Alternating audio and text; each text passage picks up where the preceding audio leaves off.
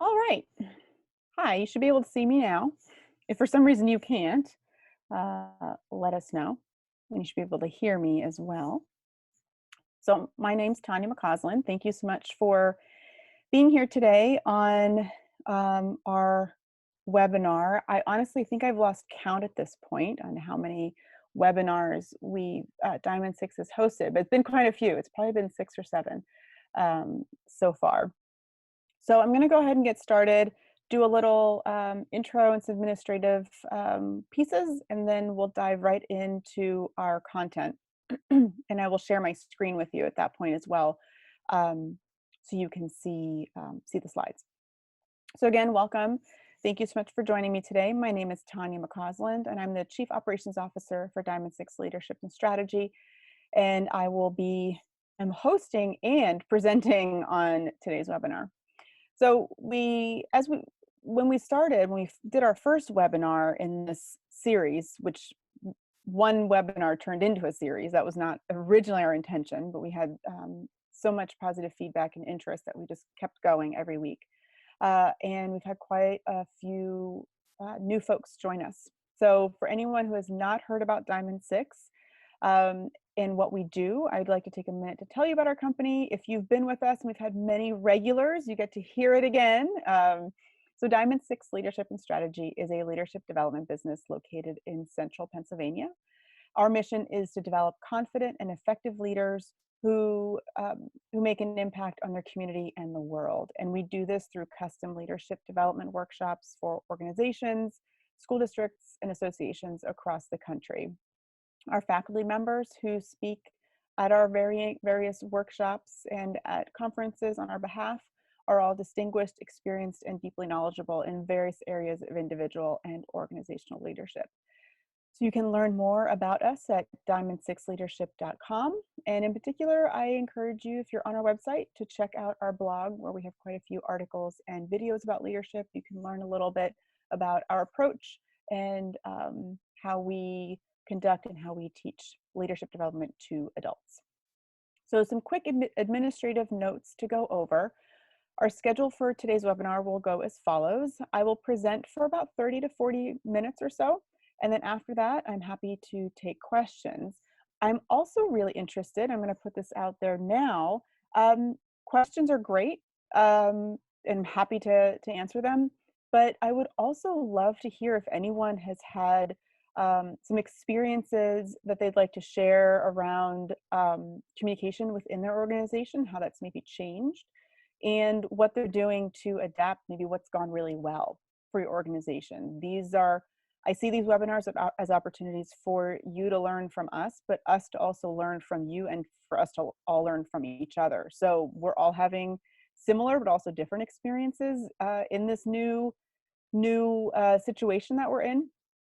And so if you have something that's been working for your organization or communications, from a communications perspective, please consider sharing that with us. And I'll share that with the group then as well. And we'll do that during the Q&A.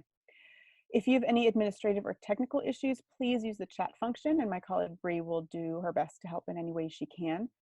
This webinar is being recorded and everyone who is registered, which is you because you're here, so that means that you registered, will receive a link to access the recording. And the recording will be available some point tomorrow, probably midday or afternoon. They're pretty big files and we found it takes us a while to get them loaded into YouTube and do all the things that we need to do, all the magic behind the scenes. So be patient with us, but you will receive a link to this recording by tomorrow sometime. And that is it on the administrative end of things. So I'm going to go ahead and get started. I'm going to share my screen with you, so just be patient with me for just a moment while I get that up. Okay. Wonderful. So let's just make sure I've got everything else set here. Okay, great. So today's topic is how to communicate and lead in a virtual and socially distant world. Those are definitely, those two words, virtual and socially distant, have become very common phrases for us all right now. And And it's also very new, right? Virtual is not necessarily that new, but the extreme of virtual and then the socially distant component is certainly new for us and has happened in a very, very short period of time. We've all had to adapt very quickly and sort of honestly figure this all out as we go. We were certainly not experts at this at Diamond Six or many other organizations that we've talked to, and everyone's figuring it out as they go. But I am really impressed with what we've seen from organizations in doing everything they can to continue to operate and be in touch with their customers and clients, and of course also the people who work for them. I also give a disclaimer at the beginning now of every webinar that I give, which is that there is a toddler in this house, and I do my best to keep her at bay, and all the strategies of putting a red thing on your door to make sure that they don't bust in. I do all that, but she may come knocking at some point. So I like to give that disclaimer. This is the reality of working from home and presenting from home. So that may occur. All right. So I already mentioned a bit about Diamond Six. I'm not going to go into this. This is our mission statement, our vision statement. But what I like to point out about this in particular is that we truly believe at Diamond Six that everyone is a leader in some way, shape, or form, no matter where you fall on that official wire diagram of your organization. And now more than ever, we've maybe been put into some pretty unique situations to lead in our organizations, even if we aren't the ones that fall at the tippy top, those sort of classic, leaders that we think of. So we believe that everyone is a leader, and now more than ever, we've all been called to step up to lead in our organizations, but also in our families, maybe in our communities as well. So to dive right into today's topic of communication, we are on Zoom. If this is your first Zoom experience so far, then I'd be really surprised if it is. I have to say congratulations, because you've been able to avoid it for the last 4 to 6 weeks. But Zoom is one of many video conferencing platforms that has exploded. Zoom has exploded in particular because it is very user-friendly for most people. And just to put it into perspective, back in December of 2019, when the word coronavirus seemed really distant and wasn't really part of our everyday experience whatsoever, Zoom had 10 million users.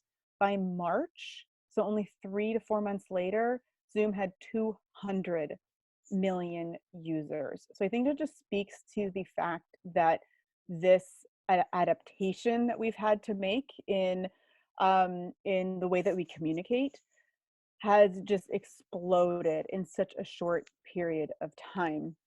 And there's certainly a lot of adapting we've had to do around that. There's other platforms that have been used, such as Slack. FaceTime obviously is a big one, and you've probably been using that maybe to keep in touch with friends and family. There's Google Hangouts or Google Chat. There's many others, but Zoom has really come to the forefront. And I think those numbers really just speak to how quickly we have adapted to this new normal, and in a way also to celebrate the fact that we have this technology. And while we may not always love it and it brings challenges in our lives, it is also, I think, good to consider and be thankful for maybe the fact that we have this technology to continue to be in touch with people, for many of us to be able to continue working. So that I think that's also a blessing of the 21st century, how we live and where we live. And we're very blessed and to have that opportunity. Along with this change in the way that we work and the way that we live currently, and I would also say this heavy reliance on technology, anxiety, fear, stress has certainly skyrocketed as well. This is a presentation about communication. I also do a lot of work in self-care. And so every presentation that I've been giving over the last 6 weeks or so, I have included this particular, a link to this particular article. Because our mental and emotional well-being is really being stressed at the moment quite a bit, we all need opportunity to take care of our mental and emotional health. And I found this article, and I found to be one of the best resources for finding counseling or therapy via technology, believe it or not. So I'm just putting that out there as a bit of a public service announcement or some public service information. If you need it, I highly recommend this article. It is full of really excellent resources. So at Diamond 6, we talk very often about this paradigm we call leadership in 4 directions. The idea being that everyone, again, no matter where you fall on that official wire diagram in your organization, leads in 4 directions. We all lead our boss, so the person that we perhaps directly report to, be it a manager, be it a VP, be it a business owner. We all lead our boss. Now, a boss might also be a board. If you work for, say, a school district or a nonprofit, they certainly fall in that kind of boss category. Or if you work for a nonprofit, a boss could also be your constituents or your customers and clients. So those are all kind of ideas of bosses. So people that we have to lead, and we may see things from a little bit of a different perspective than they do. And it is our responsibility, if we can, if the climate allows us, to lead them in a direction, say, hey, that going this way might not, here's what I know, you might want to reconsider. So we all lead the boss in many different ways. We all lead others in some way, shape, or form. So again, if you are in a level of management or executive level, whatnot, you certainly lead others, right? Others who are below you. We all lead our peers, the people who work alongside of us, right? Our colleagues. And we certainly influence them on a regular basis and lead them as well. And then we all lead ourselves. And that's really where self-care, mental, emotional well-being falls into place. Leading yourself is one of the, we say can be one of the hardest things to do. It's the one that we put last, but is the most important, because if we don't lead ourselves, we don't take care of ourselves physically, mentally, and emotionally, then we're gonna have a really hard time in those other 3 areas of leadership. We may at some point really struggle because we just aren't able to either physically show up the way that we need to, or even mentally or emotionally show up fully the way that others need us to. So this is a paradigm that we talk about frequently in Leadership in 4 Directions. Within the topic of communication, which we'll be talking about today, I want you to think about where all the different ways that you lead, leading your boss, leading others, leading peers in particular, those 3 areas, and how your communication has maybe been affected by this change in your work environment. So my guess is primarily working from home, and how maybe what you've learned from that, what's working, what's not working, and if there's anything in today's presentation where you think, when it comes to leading my boss, I might be able to implement X, Y, and Z just to communicate better or more clearly. Or if you're the one who's leading others, thinking about, am I really communicating very clearly with people? Are we communicating as effectively as we possibly can in this new environment? So there's an article I found that I thought was really fantastic called Leading Remote Workers. And the author talks about the 3 C's of remote leadership. And 3 C's are clarity, communication, and connection. And I think these are absolutely applicable in our current environment. So I want to highlight some of the points that he makes under these 3 C's of remote leadership. that we're experiencing at the moment. So clarity, there's a couple things that we need to do to make sure we have some clarity with each other, with the people who work for us, with the people who work alongside of us. The first one is to establish some boundaries and guidelines, particularly on our availability. Working from home can sort of, our work time can just sort of mesh with our personal time, and it seems like we never completely maybe turn off. We seem to be always available because we're at home. Like, what else are we going to be doing, right? But if you have children at home, or if even just running a regular household on a regular day, you know that there's other things going on. There's other things that need attention. So having some clear boundaries and guidelines on availability and communicating that to the other people on your team, the other people that you are working with most regularly. And then also really being clear about what is the best way for you to be reaching each other. Is it really email? Or maybe it's actually text message. Maybe it's a phone call, but everyone needs to know how other people are best to be reached, because we just can't walk down the hall and knock on someone's door when we see them in the office anymore, right? So we really have to be very clear about how people can and prefer to be reached under the new circumstances.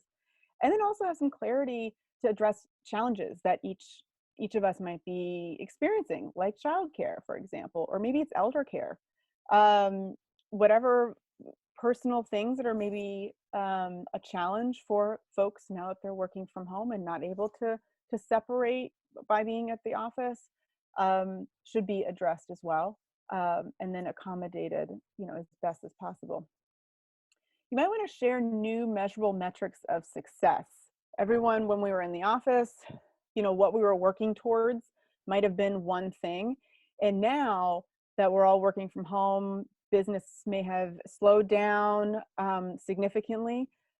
You may have some different ways of actually measuring the success of your team and of your organization. I'll give Diamond 6 as an example. We had spring and summer workshops scheduled. It's one of our busiest times of year. And those have all been obviously canceled.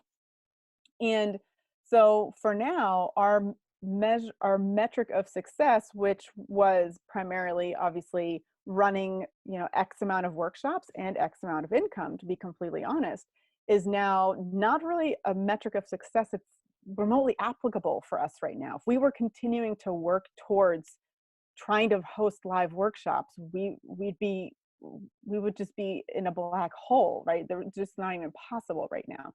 And so we've had to shift very quickly and focus on accomplishing other things in this current environment. And for us right now, it has been these weekly webinars and being of service to our current clients and new people who find us along the way, and honestly continue to also be relevant and tell people, like, we're still here, we're not going anywhere. And when this all fades away, we plan on still being here and hopefully getting back to a close piece of normal like we had before.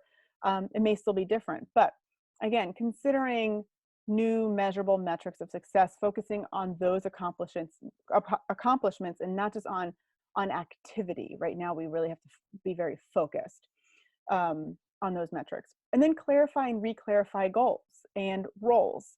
When we all went to remote work, we certainly, the things that we were working on before, again, didn't really apply.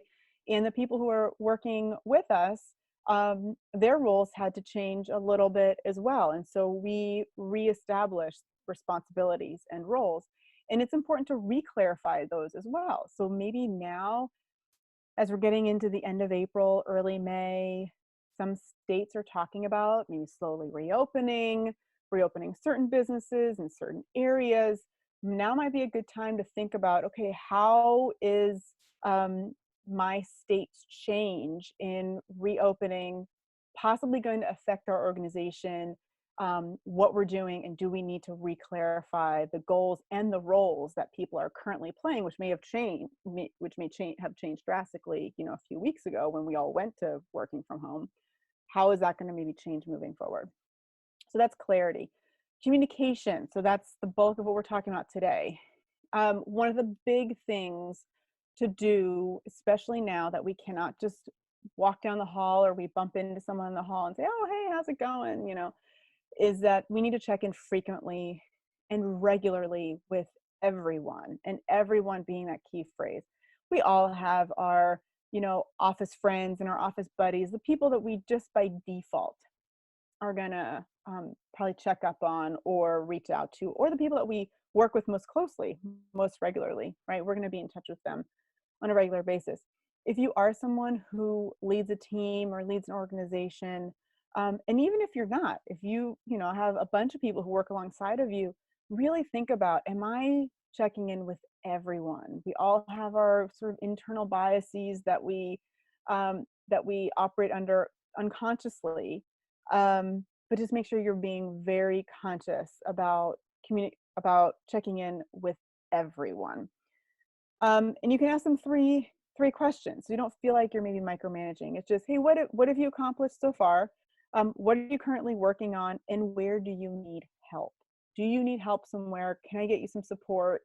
Um, where do you need help on this particular project, task, whatever it may be? So when you're in contact with people, be in contact in a way that you can be of service and of support, and not just a micromanaging, inquirer. And that really helps people feel supported. And the last one is connection. Right now, it is a little harder to maintain those personal connections. We are humans. Just, we are meant to connect, and to connect in a physical world, not necessarily in a digital world. And while it's great that we have these tools to be able to connect digitally and make this possible, it's not the ideal, right? It's not the perfect way, but it's a way and it's working. But we have to maintain personal connections. And in this environment, we have to work a little extra harder at it than we possibly had to when we were in offices or in spaces together.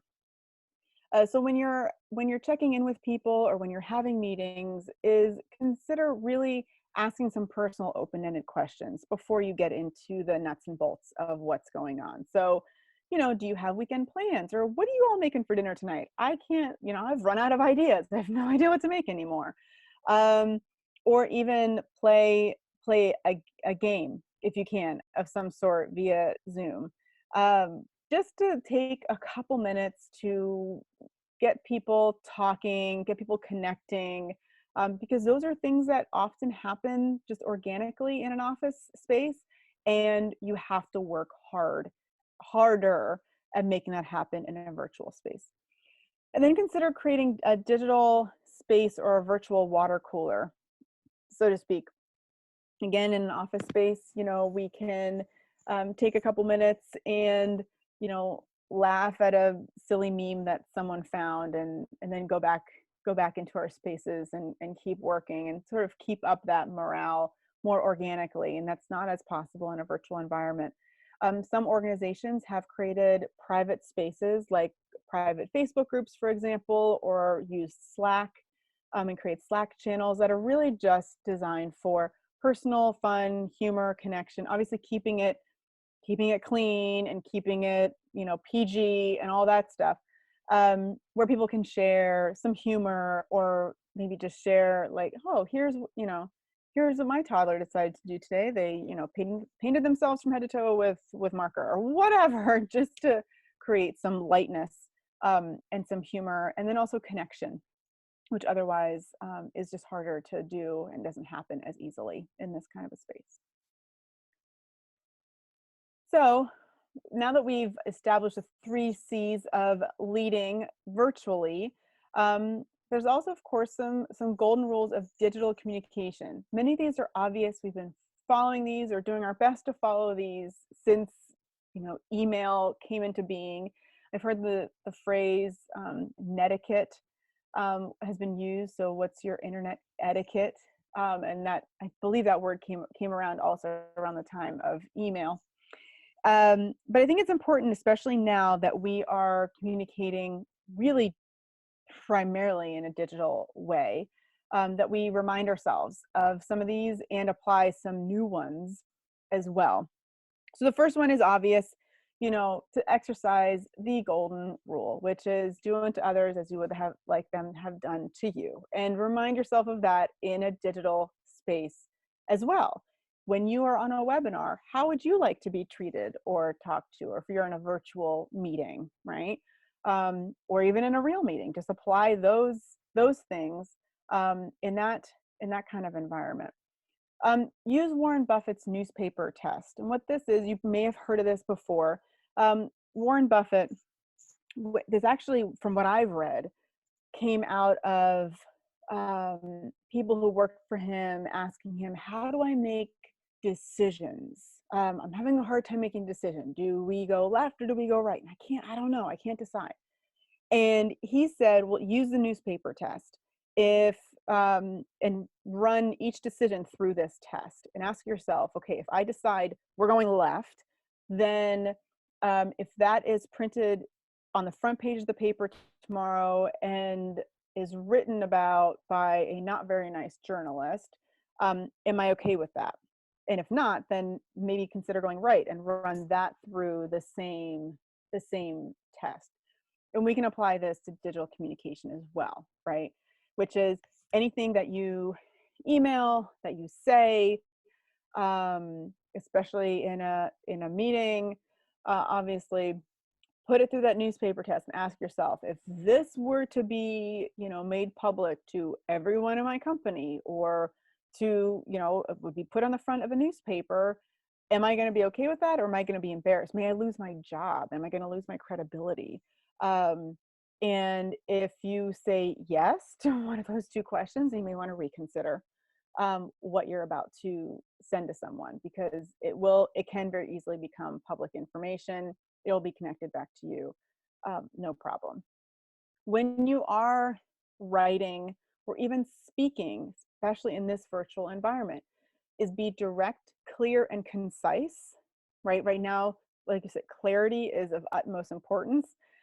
Be direct and be concise. Right now, we don't need to be sitting and reading, we actually never need to be doing this, reading, page-long emails of instruction of how to do something or whatever the case may be.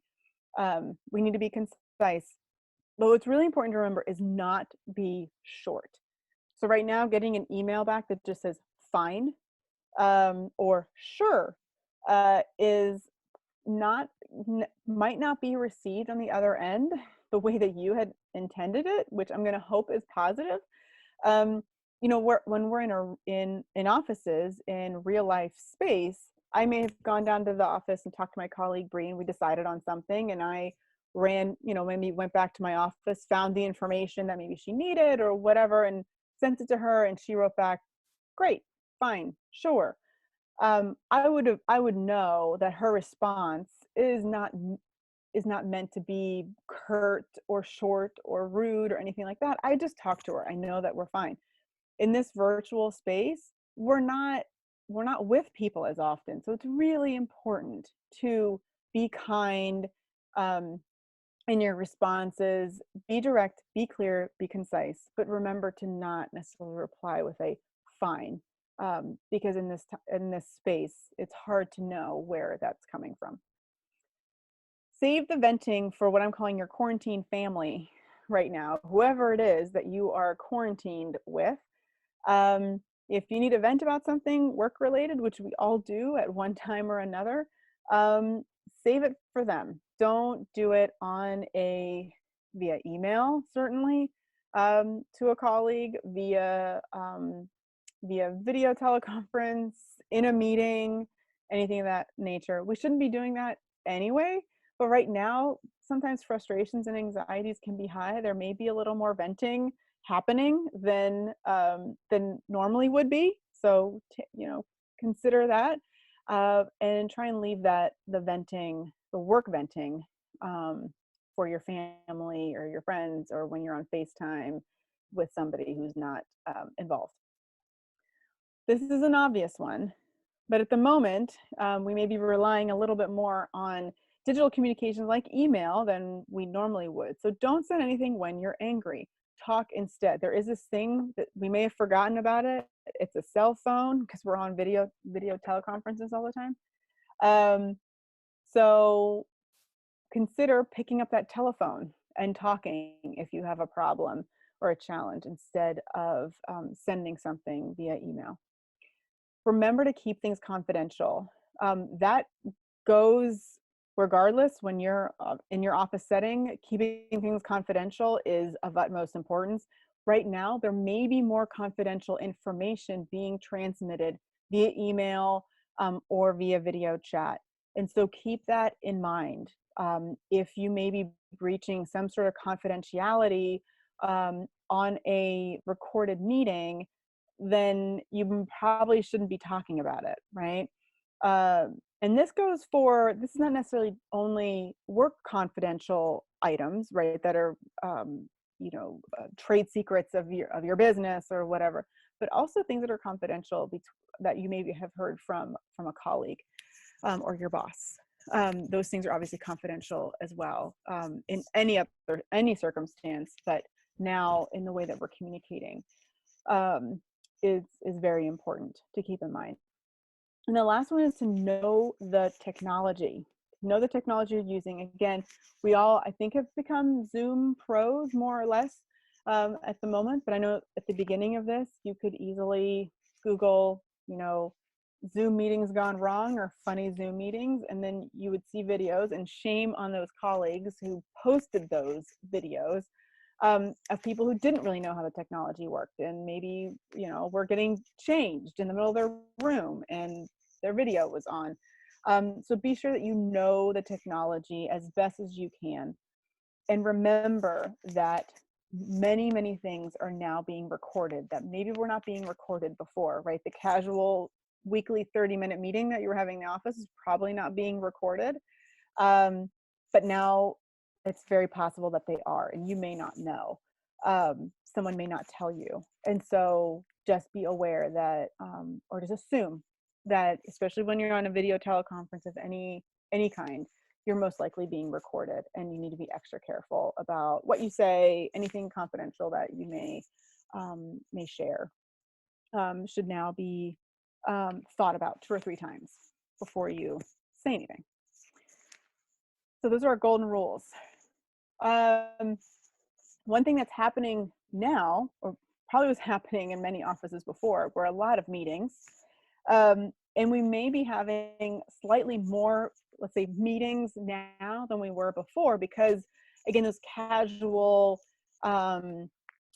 interactions in the office, or being able to run down the hall and knock on someone's door and ask them about something, those things aren't happening right now. And so we may need more scheduled or official meetings in order to continue to be in touch with each other, move projects forward, things like that. At Diamond 6, we usually talk about that there's 2 types of meetings. And I think I said that in the description as well. But as I was getting ready for this presentation, I came across this this plan, these 3 types of meetings by a woman named Christine Comaford. And I really I liked including the 3rd meeting, not to over meeting anybody, but I did like the inclusion of this 3rd meeting. So the 2 meetings that we talk about at Diamond 6 primarily are the what meeting, so that brainstorming meeting that you see in green here, and then the how meeting, which is in blue, the implementation meeting. And I'll get into the details of each of these in a minute. What I'm including is the why, the strategy and mission meeting. So let me break these down very briefly, kind of 30,000-foot view, and then we'll get into a little bit more of the details on the next slide. The reason that she has these on this graph is that she talks about them in how frequently should you be having these meetings and how much debate and discussion is happening in these meetings. So a why meeting, so strategy and mission meeting, that you're going to have probably a lot more debate, a lot more discussion happening in here, but that doesn't happen as frequently. What meetings, so brainstorming meetings, are about information sharing, getting some clarity around what's going on, what are we doing, how are we moving forward, what does this project need, what information do we need to gather in order to move things forward? And those happen, you know, not too frequently, but somewhat frequently. And then the last ones are how meeting or implementation meetings. Those happen pretty frequently. There's not a lot of debate or discussion, right? We're talking about decisions. We're making decisions and we're moving forward. We're not, a lot of the discussion happened and the maybe debate around what we needed happened at a brainstorming meeting. Implementation is about promises and requests. You know, I request that you go do XYZ to move things forward, and I promise to take care of that, right? And it's about accountability and focusing on getting things done. So a deep dive into these meetings. And the reason I'm bringing this up is that right now, these meetings may happen a little differently and in different frequency than under normal circumstances. That's why I have that these might need adjustments. What I have here are under frequency and duration. I have under normal circumstances, this is how these should work, but under the new circumstances, you may need to treat these a little differently. So again, this why and strategy, or this why meetings, the strategy and mission meeting. How frequently should we be having these? So that's about once, maybe twice a year. At Diamond Six, we do a really big end of year debrief where we look back at, you know, the workshops that we've done, and we look at some of the details of, you know, are things still working? Are they not? Do we need to change things? Do we need to adapt? We're certainly having ongoing conversations about how things work within our business. We're also a small business, so we can do that very easily. But we do have a very big, important end of year meeting where we look back at the entire year. But of course, when things changed, we had to make some really quick decisions around, okay, what we're doing, our current strategy of holding live workshops and events is not happening right now. So how are we going to tweak? How are we going to adjust? And so we really had to have kind of a quick and dirty strategy meeting, really in the midst of when things started kind of going a little nuts. The focus, like I mentioned, is high debate. You're asking why. Why are we doing this? Is this still working? Trying out some scenarios. Okay, so if we pivoted this way, this is what this would look like. Will that work? But one of the big things you want to look at is look at your current mission. Does your current mission still apply to the current circumstances? It may or may not. Maybe your mission needs some tweaking. If you looked out in the future and perhaps you're a college or university and you're looking out to the future and you're thinking, I don't know, this traditional in-person class thing might not be where things are going to be headed in the next few years. Maybe you need to look at your mission, and maybe digital education or online education is something that you need to include or need to embrace, possibly. So look at your current mission. Does it still apply in the new environment, in the new circumstances of your organization and sort of what's happening in a larger sense around you? The next one, those brainstorming meetings. So this is under normal circumstances, every few months or maybe weeks. This is about an hour, maybe 2 hours, depending on how big of a project we're talking about, we're brainstorming on.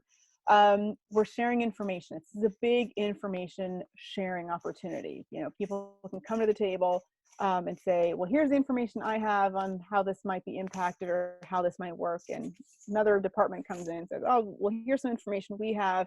And you're doing some information sharing and brainstorming. And also a good opportunity to go back and remind yourself of your mission, right? If you come up with some new idea, be sure you go back to your mission and make sure that new idea aligns with that mission. That mission is what keeps you on track. You could come up with all the great ideas in the world, but if they don't make sense with your mission and with the current environment and reality, then it's maybe an idea that you say, wow, darn, really good idea, but not for us, right? Not going to work for us. So we dump that idea and we keep going, but we always use the mission to validate those ideas that we're coming up with. One of the most important things that you can do in a brainstorming meeting, especially if you are in a very clear leadership or management role, is to listen, not be the one that's doing all the brainstorming. Let other people do the brainstorming, but to sit and listen and guide, and maybe be that person that says, hey, that's a really great idea. Let's look back at our mission. Does that make sense? Okay, you can do some of the validating, but don't be the only one doing the brainstorming. Allow others, people who work for you, do that brainstorming. And then the last is how we're implementing. So this is daily, weekly meetings, 30 to 45 minutes max, I would say, especially under these circumstances. You don't want to have people sitting in Zoom meetings for an hour or hour and a half or 2 hours. It's torture for people. It's torture in a real situation. It's absolute torture in this new digital world. So really try and keep meetings, those weekly or daily ones, 30 to 45 minutes. Have a plan in place, and then really focus on these promises and requests that lead to accountability and action. One thing you might want to consider, if again, if you're in a leadership role where you're overseeing a group of other people, is to have some office hours, is to officially say, hey, twice a week, 3 times a week, whatever works for you. I'm setting aside this hour, 2 hours of time where I'm going to be just, working on some emails and things like that. And you're free to call me if you have a question about something. That's a good time to reach me. Create that clarity right around availability. On the flip side, the other thing you can do, if you are someone who is now in a position of where before you could knock on your boss's door and get an answer for something real quick, and then got an answer and ran back to your desk and plugged away on whatever it was. And now you're maybe having a hard time locating your boss in this digital space, is to set up, if you don't already, have a weekly meeting with them that you keep to 20, maybe 30 minutes. There's a couple things you need them to decide on so that you can move forward. You have a little agenda that you send to them ahead of time, and you can find them. That's what I have my wanted toilet paper. So if you're looking for somebody, be it your boss or a colleague, and you're having a hard time finding them, like people are having a hard time finding toilet paper right now, then try and really institute that weekly, a weekly meeting where you can touch base with them, and you've got some accountability built in there. So a little bit more about meetings, because we're all engaged in many meetings digitally right now. These rules apply in the real world, but they absolutely apply I would say even more now. First is to choose the best medium. Is email a good medium for me to actually take care of it? Like, do I need to really have a meeting? Can I just take care of this via a clear and concise, but not short, email? Maybe a phone call is sufficient, or maybe I do need to have a video call because I want to get some eyeballs on somebody. Or maybe I just don't need to have a meeting at all. Or maybe this is just not something I need to communicate. Maybe it's something I just need to take care of. Okay. This might also be a time you have to decide for yourself. If you can't get a hold of your boss or a colleague and something needs to get done, that you do it and you ask forgiveness later, right? It may be that kind of a circumstance. Next is to create an agenda and send that ahead of time to people. Here are the 5 things that we're gonna address in our implementation meeting, because we're having more of those, right? And send that ahead of time so you can follow it, stick with it. If someone throws a curveball out there, say, hey, you know what? Good point. That's not what we need to address right now. Let's take care of that outside of this meeting, because we want to also value everyone else's time. So that brings me to limiting the time, 30 to 45 minutes max. Keep them short, and make sure you're inviting the right people. This again applies to in-person meetings, but it absolutely applies now too. People are home with children, balancing a whole bunch of different things.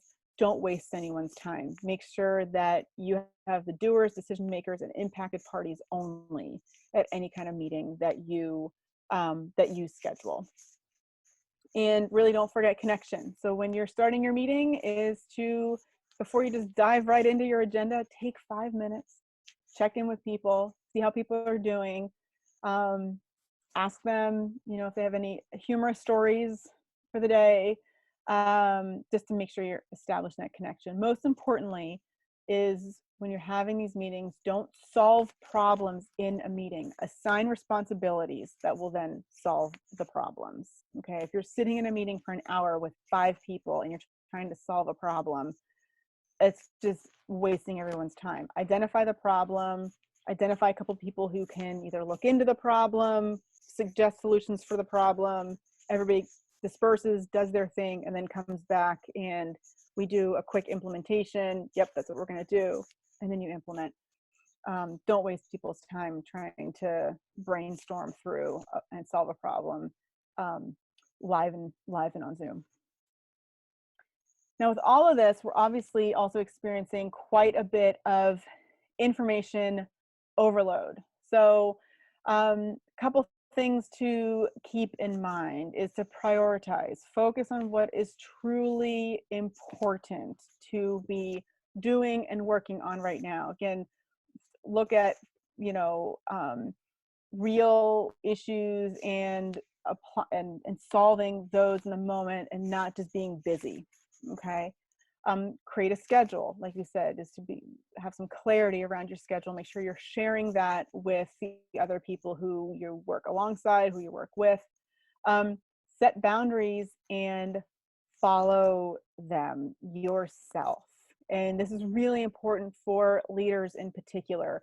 Are you home plugging away because you don't have anything else to do on a Saturday night and you're blasting out emails to everyone on your team?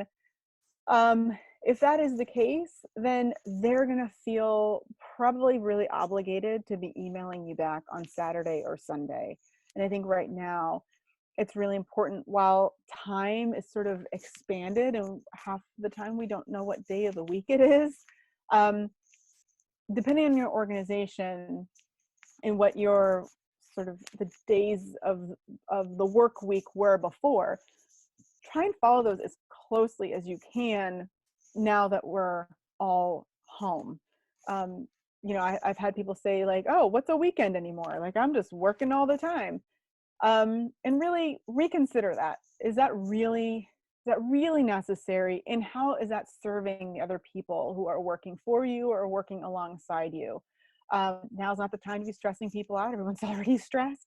So if you're banging out emails on a Saturday, what are you communicating to the people who are working for you? Is that setting an expectation that they should be working 24/7 as well? So think about what kind of climate that might be creating in your organization, possibly unintentionally, right? But you want to be respectful of people's time. Use your out-of-office responder. So if you are going to step away from your desk, say for an hour or two, because you need to feed your kids lunch, or you're going out for a walk, or whatever the case may be, it's really nobody's business. But you can use your out-of-office responder. It's not just for vacations. It can be for your mini vacations throughout the day. So if you're going to step away, you can put out an out-of-office responder and say, hey, you know what? I'll be back at 2. I'm stepping away for a little bit from my email. If it's an emergency, you need to reach me, call me. Otherwise, I'll be back at my desk, from 2 to 5, whatever the case may be. And in that same vein is to log out and turn off notifications. I'm sure we are all still walking around with this thing attached to us 24/7. I know I am as guilty as anyone else. And is to consider at least turning off notifications or removing certain apps from your phone, like Facebook and Twitter, because the information is just, it can be overwhelming right now. So consider that, and then be honest about how you're doing. When people ask you how you're doing, be honest. I think we all need to be honest with each other, and it's okay to say, yeah, I'm doing okay, or today I'm kind of struggling, just not feeling 100%, because then we can connect over that too. If someone else can say, me too, or yesterday was really rough for me, but today's a little bit better, and we can be honest and be human with each other about the reality that we're all living in. When it gets to be too much, so sometimes it can all just get to be a little bit too much. We're communicating too much, or we're maybe not communicating clearly enough what we need in order to show up and lead, and be present and do our work to the best of our abilities at the moment. One thing that came up, I gave this presentation a week or two ago to our local chamber, and someone commented, and I thought it was a fantastic comment, is not to belabor, right now we're experiencing can feel so heavy, so overwhelming. And we can, I think it's important to recognize how we're feeling and say to people, today I'm really struggling, or yesterday was a hard day.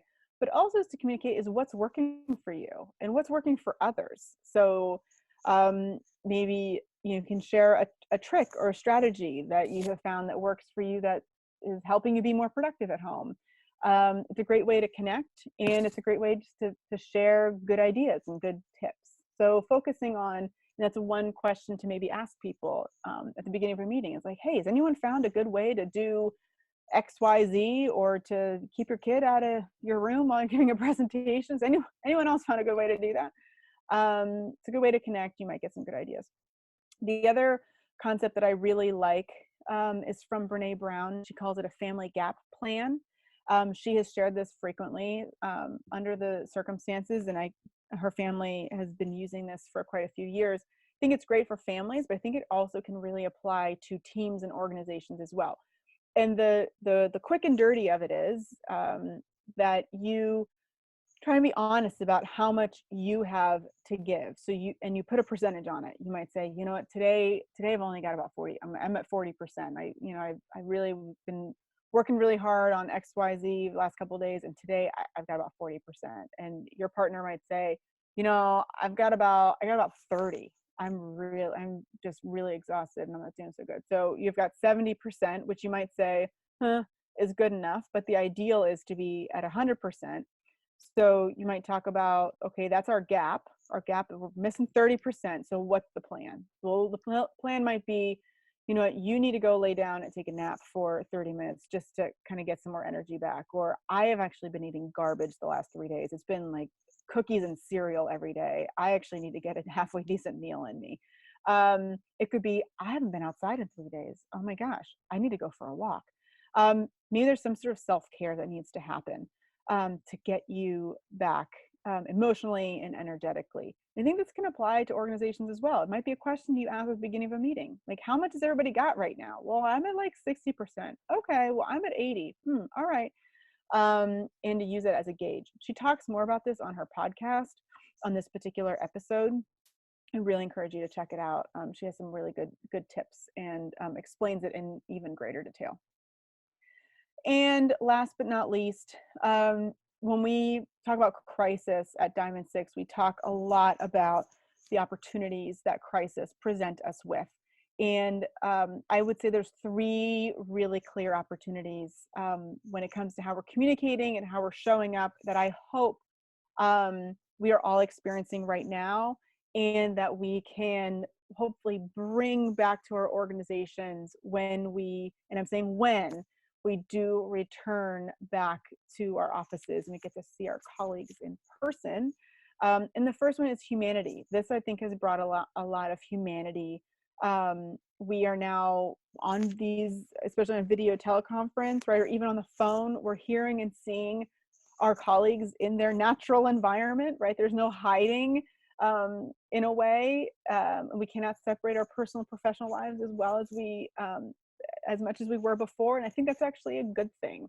I'm not a huge celebrity follower, but I have to say, I do appreciate what Jimmy Fallon has done, for example, by doing his show from home, and his kids are there and he's involving them. And I think it has broken down some barriers between celebrity and non-celebrity in certain instances, not in all.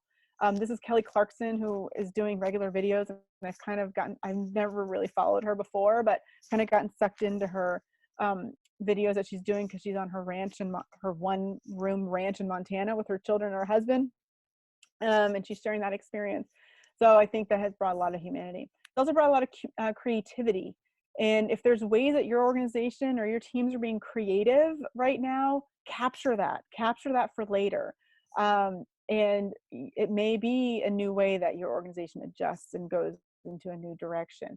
But also think about, are you allowing people to be creative in this new environment, which helps to empower them? Or are you quashing that by trying to take full control over the situation? Crisis tends to also have people want to control the situation and control all of it. And what we're really doing when we do that is to quash people's creativity. And now is a time of great creativity. And historically, we have seen that after major crisis, people have come out of those crises once things have settled, and creativity has flourished even more. So we have seen greater art, or even passing of creative legislation here in the US, even after World War II, being done that may have not happened had it not been for that crisis and people having experienced that. And the last one is efficiency. I think right now we're hopefully being pretty efficient. There are certainly days I don't feel very efficient. There's other days that I do under the circumstances, but maybe our teams are becoming more efficient. Or finding more efficient ways to work, or we're just being more focused around what's really important. And that is also something to really capture for the future when we go back to work, so that we can be more efficient, we can be more focused and more effective in our organizations. So briefly, I'm happy to go to do a Q&A here in just a moment. Before I do that, I want to let you know that we have 2 webinars coming up that are already scheduled on our calendar. A week from today, Joe Doty, one of our faculty members, will be joining us, same time, same place. How to tap into your emotional intelligence to help you and your team thrive. And then Jeff will be back May 7th to do an open Q&A and discussion forum. So we're going to open it up for any questions that you have, any topics you want to discuss, you want to get his insights on, his thoughts. That will just be an open discussion. For that one, please feel free to email us your questions ahead of time to info@diamond6leadership.com. You can certainly come with questions and we'll answer them, but if you have questions that you can submit to us ahead of time, that's really helpful for us, and most likely we will get to those questions first. You will see the links for both webinars in tomorrow's email, which I remember I mentioned at the beginning. The recording for this webinar, talk about clearly communicating. The recording for this webinar will be available tomorrow. You will receive it in your email, and you will also see the links to both of those webinars in there as well. You can find all of the webinar recordings that we have done so far, including this one tomorrow, at this URL, diamond6leadership.com/corona webinar is where you can find all of the recordings for this webinar series. Okay, so I am going to hand it over to any questions. Whoops, there we go.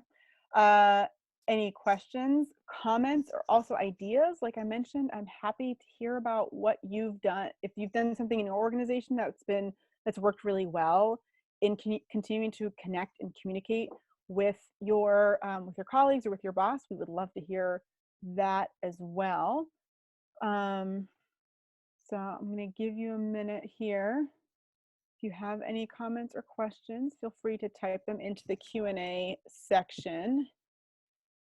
So we have a comment or an idea from Kevin. I've been sending a daily email to my staff. This includes useful information about our work, articles on how to adapt to our new COVID reality, and a joke of the day. Oh, Kevin, I love that. That's wonderful. The St. Louis Art Museum has been sending a daily email featuring a work of art from its collection. I've shared this in my daily email, and people have really responded positively to this.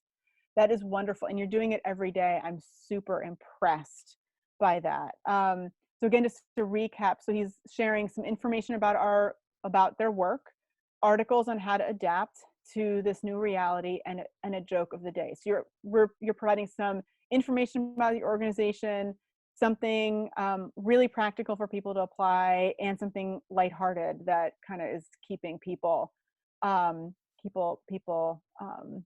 sane. So I think that's wonderful, Kevin. Thank you so much for sharing that.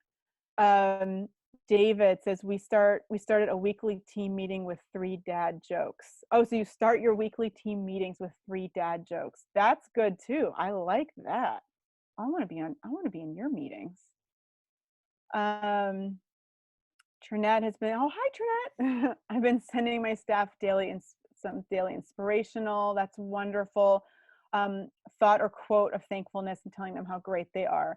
Yeah, I think that is really important is right now is to thank the people who are just adapting under the circumstances, who work for you and alongside of you, and to thank them regularly for their work and for being flexible and adapting and adjusting to this new environment.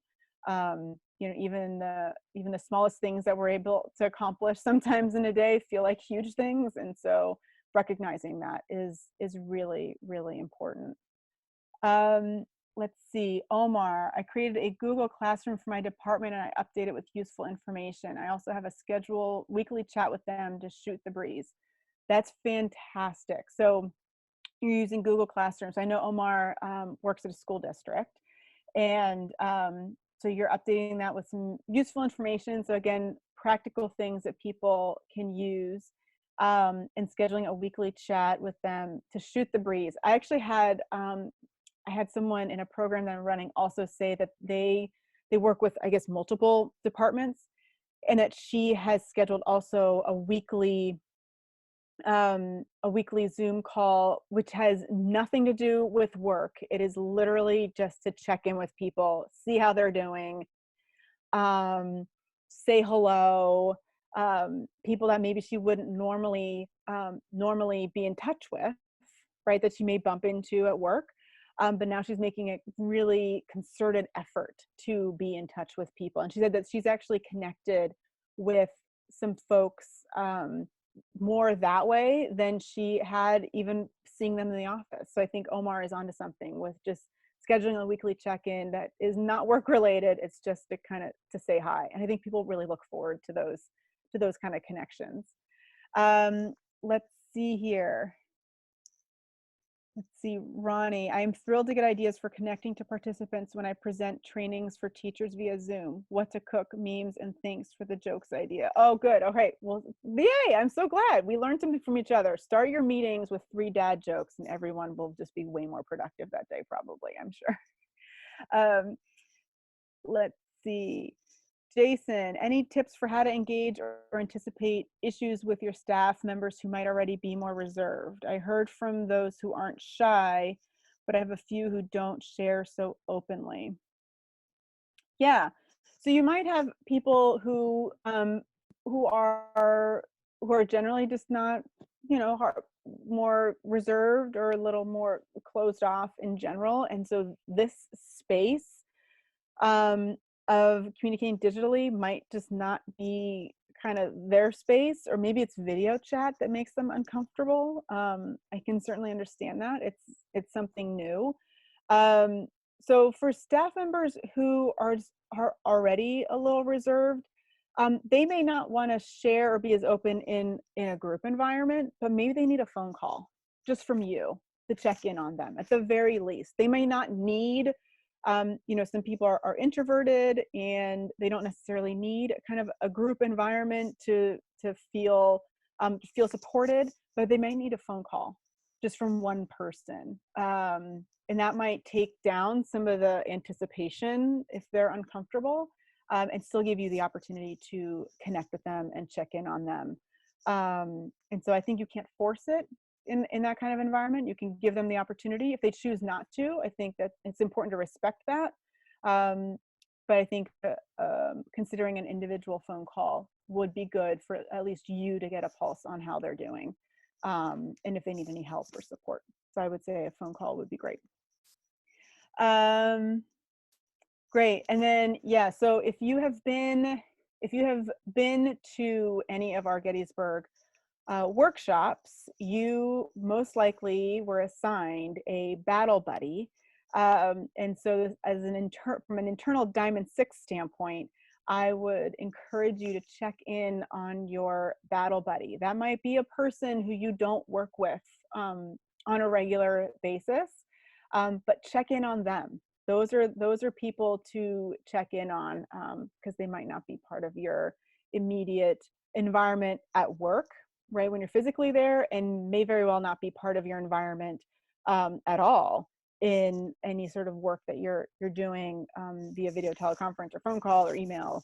So make sure you check in on your battle buddy and see how they're doing. Okay, great. Well, thank you all so much. We are reaching we've gone 5 minutes over our 1 hour mark.